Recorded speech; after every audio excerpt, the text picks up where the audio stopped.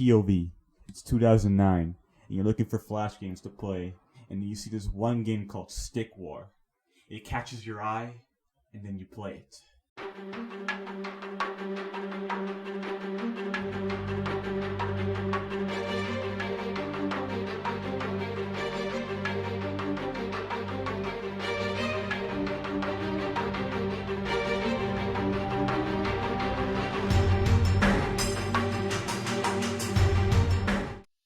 So the game opens up with an intro talking about the various factions of Inamorta and how they're on a continuous war. And you, the leader of the Order Empire, must stop those factions by taking them down and obtaining their technology. This intro is pretty freaking sick, with the wizard telling the tale of it as he's walking around the various factions. With the first level, you have a miner and a club user. And the miner, well, can mine gold to send to your base. And with gold, you can get units. It's a simple strategy game 101.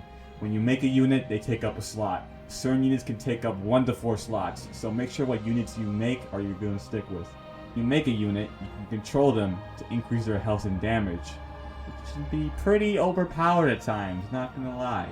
The main objective in Stick War is to destroy the enemy statue to win. When you destroy the statue, you'll unlock a new unit and upgrade points. These units are the Sword Wrath, the Archidon, the Spearton, the Magikill, and the Giant. All of these units serve practical roles. The Sword Wrath can die easily on their own, but they do a lot of damage on numbers. The Archidons are essential because they wreck in hordes of archers. The Magikill take a support unit where they can summon a tiny Sword Wrath and can cause a huge explosion, knocking enemies back. Really powerful if you have more than one. And the Giant is a powerhouse of a unit, able to take most damage out of any unit and destroys enemies effortlessly. But they can be shot down easily by Archidons, and they can't stay still. They're always going to head for the tower, which is stupid, so you're going to have to control them. And finally, the Spearton, the most iconic unit of this game. They're the most balanced unit overall, and they take much more damage than the Sword Wrath, but they don't move as fast or deal as much damage. So you want to have a few of these guys to fend off units when you're like trying to get gold or protecting units with low health. There are 2 mission structures. The first one is when you're trying to destroy the statue. The second one is when you're trying to defend them until sunset. And the AI is also pretty tough. They will keep you at your toes, so you never have time to relax, even on the easiest difficulty. Especially those sunset missions. You have to be fast. Or they will never attack you until you attack, so it's like you're playing tag with the enemy at some point. Some of the early missions are like this, but I guess it helps you see what each unit does so you can experiment with strategies. And the final level really tests your skills. Everything you learned up until this point, you gotta utilize it all. It's one great climactic finale as you destroy the statue. And then when you destroy it, the King of Giants comes out and starts wrecking stuff up. So, time to take him out. Oh, that was fast. Wow, what an easy fight. And then after that, we get this really bad trumpet song.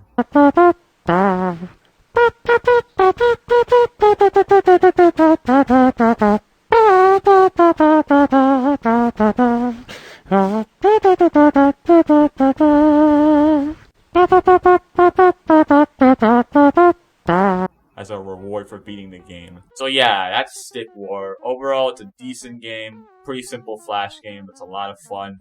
With some flaws that can be improved upon with a sequel.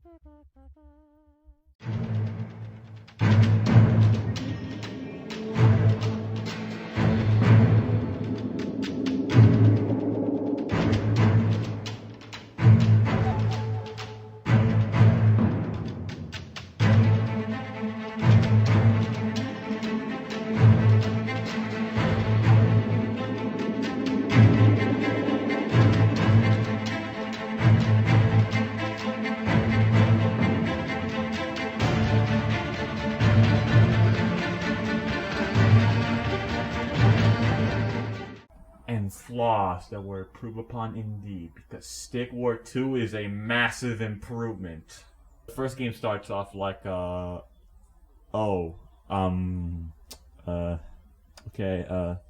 game starts off with the units being introduced, and how they're going to take back their land, a bunch of rebels refuse to side with the Order. It's basically like Stick Wars 1 plot again. It's a pretty epic intro, especially with the Spearton intro. That was sick. So the first level starts off, and holy crap, graphically this game is a huge improvement over the first game. The original game didn't look all too great, with some rough animation here and there, but everything here has been cranked up to the max, which is awesome. Instead of just being able to control one unit, you can control multiple units at a time for more strategic play. This game basically plays more like an RTS than anything. New feature in this game are skill upgrades and abilities. Every time you beat a level, you unlock campaign points. You can spend them on upgrades like the Rage ability for the Sword Wrath that increases their damage, increased miner speed, barricades so you don't have to fend off enemies all the time. When you unlock these upgrades, you can't just use them instantly. You have to unlock them in-game by spending golden mana. That's another new thing, mana now. So you'll take these miners and they'll prey on the statue to get mana. Upgrades also split into different paths, so make sure what you pick is what you're going to stick with. 3 new units are added. The Shinobi is basically a fast unit, slightly stronger than the Sword Wrath. You can go invisible and poison enemies. Second new unit is the Flying Crossbowman, which is self-explanatory. And the last unit is the Merrick, who can heal and cure poison from units. Overall, these units fit great with the old ones. And not only some of the old ones got adjusted, the Magic Kill now uses a wide variety of spells and can't summon tiny sword rats anymore. The Giant now throws boulders instead of just having a big club. The main objective of the game is still the same: destroy the enemy statue to win. The game has the same mission structure as the first game, though the sunset missions are gone, which is a bummer since there's no replacement.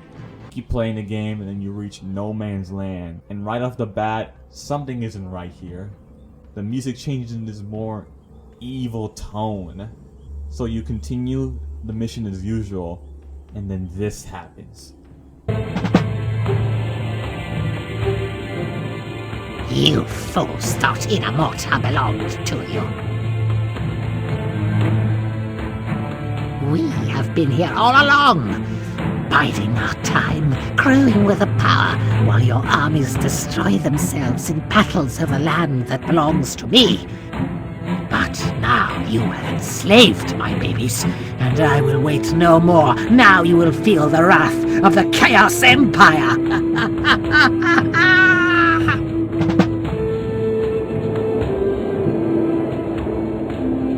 Today we come together representing each of the rebel nations to offer a truce. We wish to join your Order Empire. Clearly, there is a bigger threat that we cannot face alone. That monster was right. All we've been doing for years is making ourselves weak. Today, we can unite and share this new land, so none shall live as rebels again.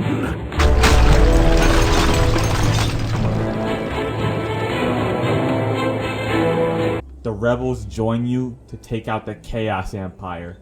That is awesome. So then we get to the Chaos missions. And now you thought the first game was tough. No, you haven't seen anything yet. These Chaos missions will push you to your limits.